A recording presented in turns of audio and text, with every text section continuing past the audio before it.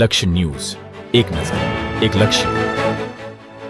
નારી તો નારાયણની ભવ્ય નારી શક્તિ સન્માન સમારોહનું આયોજન. સુરેન્દ્રનગર જિલ્લાની નારીઓને મળ્યું પ્રોત્સાહન. એવોર્ડ. આજે સુરત શહેરમાં શ્રેષ્ઠ કર્મયોગી દિવ્યાંગ ટ્રસ્ટ દ્વારા નારી શક્તિના સન્માનમાં એક ભવ્ય સમારોહનું આયોજન કરવામાં આવ્યું હતું.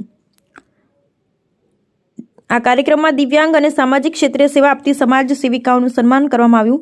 ગુજરાતભરમાંથી કુલ 51 નારીઓને આ સન્માન સમારોહમાં સન્માનિત કરવામાં આવ્યા.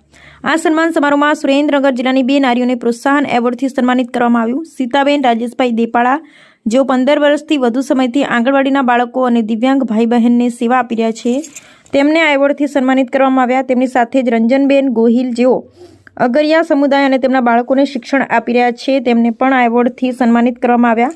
સીતાબેન દેપાળાએ લાંબા સમયથી આંગણવાડીના બાળકો, દિવ્યાંગ ભાઈઓ બહેનોને સેવા આપી સમાજમાં ખાસ યોગદાન આપ્યું. તેમના સેવાભાવી કાર્યશૈલી અને સમર્પણની સમાજના વિકાસમાં મહત્વપૂર્ણ ફેરફાર લાવ્યા છે. Bureau report, Brijesh Trivedi, Surendranagar.